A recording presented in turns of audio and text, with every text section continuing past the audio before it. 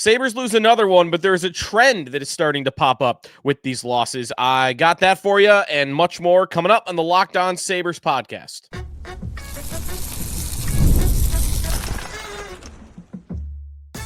You're Locked On Sabres, your daily podcast on the Buffalo Sabres. Part of the Locked On Podcast Network, your team every day. What is up, everybody? Welcome in to this weekend edition of the Locked On Sabres podcast. Thanks for making us your first listen every day. We are free and available wherever you listen to your podcast. Thank goodness we're free, right? As the Sabres fall again. We are part of the Locked On Podcast Network, now the #1 sports podcast network. You can watch the show on YouTube, like and subscribe us there. Text club's available to you. If you're not already a member there, join subtext.com/LockedOnSabres is the place to sign up. 4-1 Winnipeg over the Buffalo Sabres. 11-13-4, 2-8-2 on the road. After another road defeat, the Sabres have a trend that's popping up that I want to get to. We'll look ahead to their next game, and we'll just try to stew in this misery that is another season that looks like it's just not going to happen. But, you know, I'm not close to the idea that they could make a run. Every time I'll mention it on the show, what they're back of the playoff spot. Today, the number is 5. They're 5 back of a playoff spot. However, they have played 2 more games than Montreal, who's sitting in that third Atlantic spot. I think what's really setting up here is that what it's setting up is the ultra frustration of the division being horrendous and still not making it. Like, if there's a year where a team in the Atlantic gets in with 89 points and the Sabres miss the playoffs, that's like a twist of the knife on the playoff drought. It'd be like if the Bills had missed the playoffs in a year where a team that was 7-9 in the division made the playoffs and they weren't the ones to do it. So we'll see. That's a lot of games to go, but they're in last place again in the Eastern Conference. It's kind of a day in, day out, whether they're in last or not, but today they certainly are. In this game against Winnipeg, lot to get to. I want to get to, before we get to some of the goals that went in and some of the problems that I had on each and every one of them, I want to get to that trend that I'm seeing from the Sabres as of late. The Jets win 4-1, and you look at shots. Sabres outshoot Winnipeg 35-23. Scoring chances, the Sabres had more. Shot attempts, the Sabres had way more. High danger chances, they had more. Expected goals, they had way more. Expected goals in this game were, and this is why you can't fully go in on that as the measure of a good team, of a great team, at least. The Sabres were 5.2 expected goals in this game, and Winnipeg was 2.6. I mean, they doubled up the Jets. They should have won this game. But I'm not going to just yell that into the mic until I'm blue in the face for the rest of the season that, oh, they should have won this game and they played better than the opponent. They don't hang banners for you outshot your opponent, even though I can look at the last 6 games of hockey by the Buffalo Sabres in which they have won. What are they in their last 6 specifically? I know what they are in their last 10. They've lost 4 of their last 6. They've lost 4 of 6. And I could look at those and tell you, well, they've outshot their opponent in 5 of the 6, but they've lost 4 of them. So what does that tell me? What does that mean? How much value should I put in? Well, a lot of these games, Winnipeg, this was true. When they lost to New Jersey, right? They were crazy numbers in favor of the Sabres. Shot attempts were 88-38 in that game. When they lost to Pittsburgh, they were the better team, I thought, in that game. Like, I can go through those one by one, but why do you keep losing them? And the only explanation, the best explanation that I would say that I have about the current state of this team and what I see when I see them, you know, control the game at times and win possession a lot and get a lot of good scoring opportunities, but then come away and lose the game. What I see through all of that is a team that just isn't talented enough, but the system and the coaching elements of the team and even the tough to play against factor. That's all there. I think that seems to be working. I think Lindy's system is designed not, this is going to sound crazy. It's not designed to win the game. Of course it is, but it's not necessarily designed to get the results. It's designed to put the players in a position to get the results. Lindy can only get the guy to a quality scoring opportunity in front of the net. It's up to that guy to then score the goal.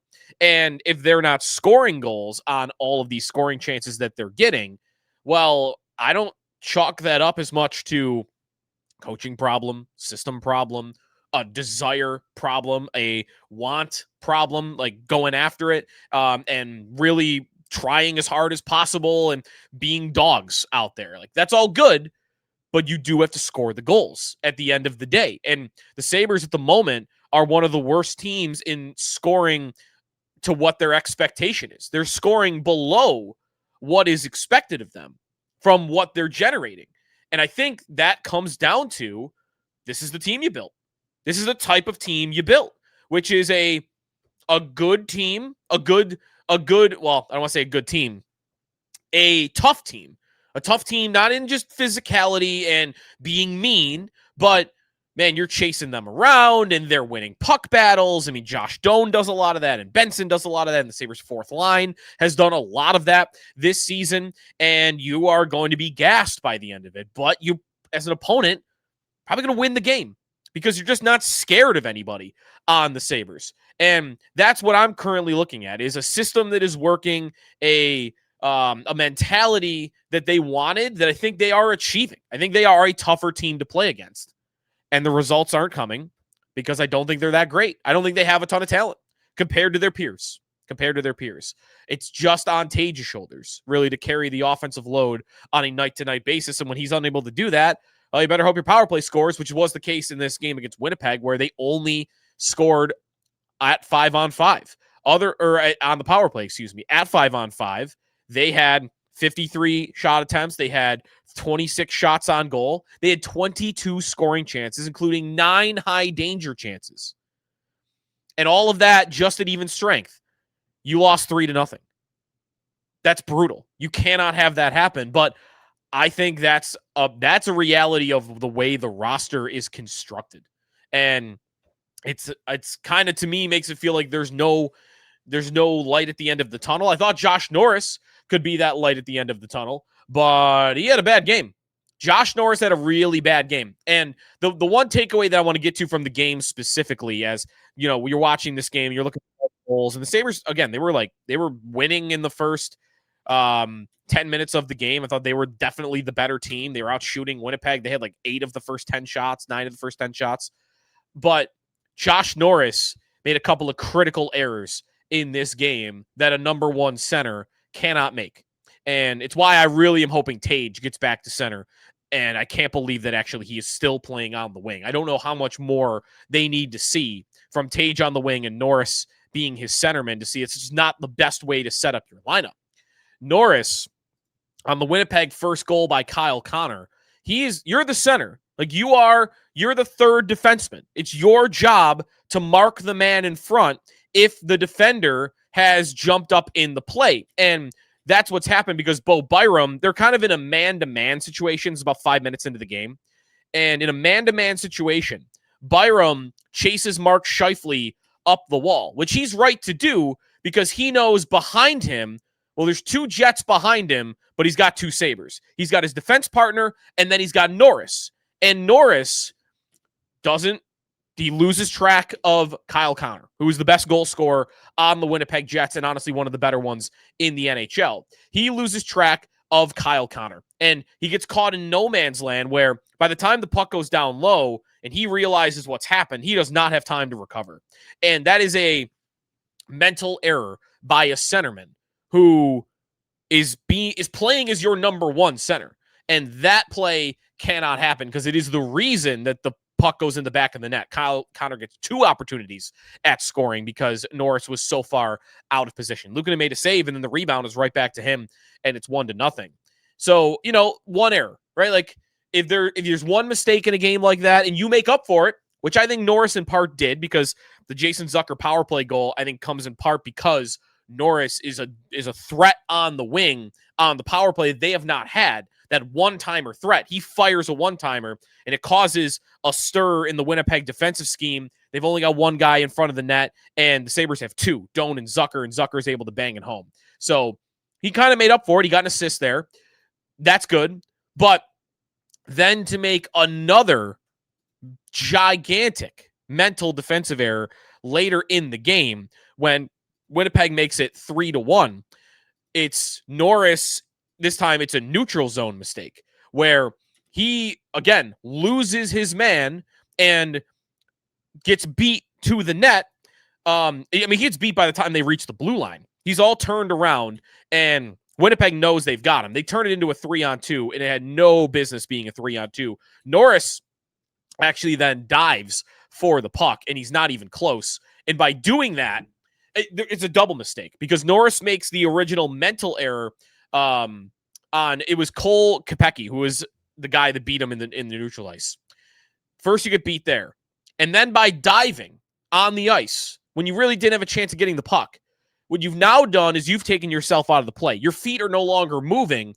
At the least, what you could have done is stay on your feet, hustle back, and at least take the middle of the net away. Don't let him cut across Luukkonen. Make him beat UPL one-on-one, either on the short side or just by taking a shot from the faceoff dot. But by diving, what Norris then did is he opened up Kopecky's ability to cut out in front into the crease, which is exactly what he did. He went forehand, backhand to the middle as if it was a breakaway, and he scored on UPL that way. So I had two big gaffes by Josh Norris, your number one center, defensively. That cannot happen. And that guy's supposed to be good defensively. He's supposed to be better than Dylan Cousins, and maybe that won't be a trend for him. We still have only seen a few games of him. But he's a big culprit as to why they lost this game, because neither of those two goals should have gone in the back of the net, and they mostly did because of Josh Norris. All right, when we come back, we'll take a look at what's ahead for the Buffalo Sabres, because this road trip is not daunting, and they better start getting some wins here. That when we come back here on Locked On Sabres.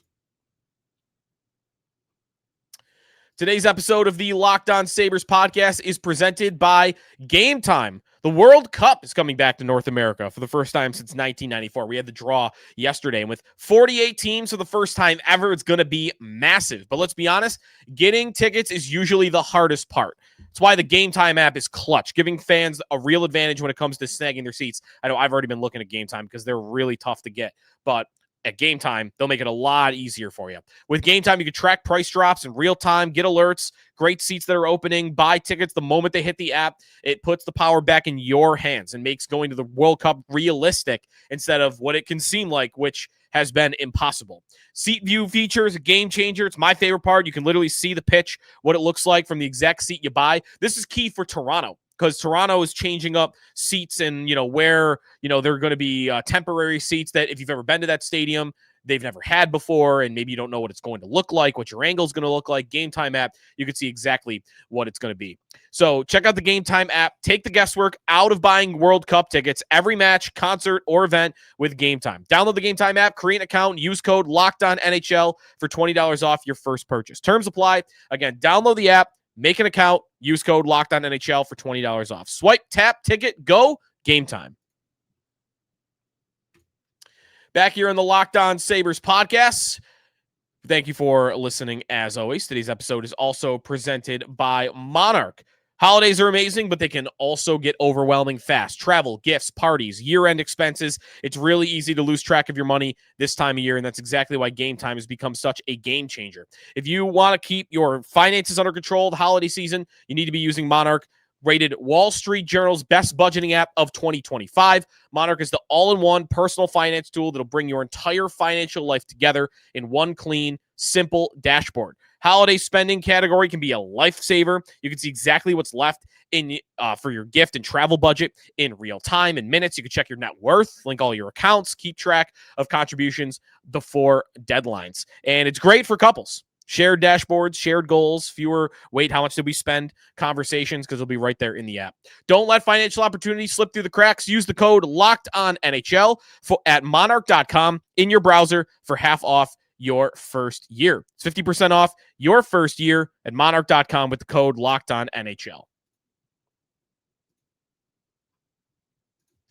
All right, Stinky Joe DiBiase will be wrapping things up here on the Locked On Sabres podcast with a look ahead as the Sabres fall to the Winnipeg Jets, dead last in the Eastern Conference. And I think, not to call every game big, they're off till Monday when they'll be in Calgary. I think that what is at stake here, more than the playoffs even, although that's a part of this, is the Sabres are really at risk of fans checking out. And I think we have this conversation almost every December. So, hit me if you've heard this before. But here we are in December 6th. And I'm feeling like the Sabres don't just need wins for the standings or for their probabilities of making the postseason. It is keeping fans engaged. This team needs to give fans some reason to believe that this year is somewhat different than any of the past seasons. Because through 2 months, it looks like every other year, except the 22-23 season. Looks like every other year. Maybe the toughest part about them this year is it's kind of hard to pin down what their biggest problem is. All right, like every other year, something stands out more than others. Whether it's they've actually been a good goal-scoring team and it's just clear, this team defensively is horrible. Or whether you feel like it's clear as day that goaltending is the biggest problem with this team. There have been other years that I've seen where I could very easily look at them and go, yeah, they're not good enough at scoring goals. This season, I don't know, what's their biggest problem? What would you say? Maybe I'll put a poll up on this because I think it's tough to pin down. I know what I would say. I would say they're not talented enough to score goals at a level that they would need to make the playoffs. That's my reasoning. I think their system is good. I think their goaltending has actually been good enough this year. It's not been great. Don't get me wrong, but it's been a little bit better than I think I anticipated. I think I was expecting them to be the worst team or one of the 3 worst teams in the NHL in goaltending. And if you look at where they rank this year in terms of save percentage, they're in the middle of the league. They're 18th in the NHL. So no, it's not great. And it should be better. Maybe it should be better. You would hope it's better. But that's not their biggest problem. Defensively, I don't know. Paul Bissonnette called them the softest defensive team in the NHL the other day. And I think that's been true in the past. I'm not sure that's true this year. This year, at times, I felt like they are decent defensively.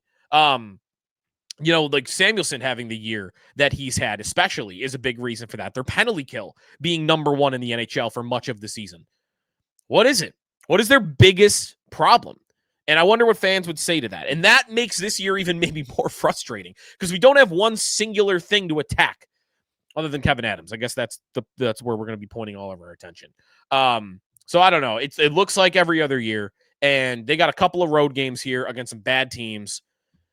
They got to win these games. They got to win a couple of these games, or I'm guessing a lot of fans are going to say, yep, that's it. I gave you to the new year. And you didn't show me that this year's any different than past seasons, so better luck next year. That's going to be a lot of fans' mentality, I think, especially around the new year time if they don't kick things into gear in the next little bit. 5 points out for now. Calgary is the worst team in the NHL still. Oh, no, sorry, Vancouver. Vancouver has lost a couple in a row. So it's Vancouver, who the Sabres also play on this trip. Calgary has won 5 of their last 10, so they're playing a little bit closer to middle of the pack since they played the Sabres in Buffalo, but still a very, very beatable team for Monday. We'll do a full preview of that game on Monday, so come back for that. And I'm not going to call it a must-win, but at some point, these are going to have to start being must-wins, or again, everyone's out. That'll do it for us today here on the Locked On Sabres podcast. Be sure to check out Locked On NHL Game Night. All the talk about the league and what is happening with the standings right now. Everything's so jam-packed. Anaheim having a great season so far. That's something that I've been listening to on their show, tuning into, because that's been kind of out of nowhere. Check it out wherever you get your podcast and on YouTube. We'll talk to you on Monday here on the Locked On Sabres podcast, part of the Locked On Podcast Network, now the #1 sports podcast network.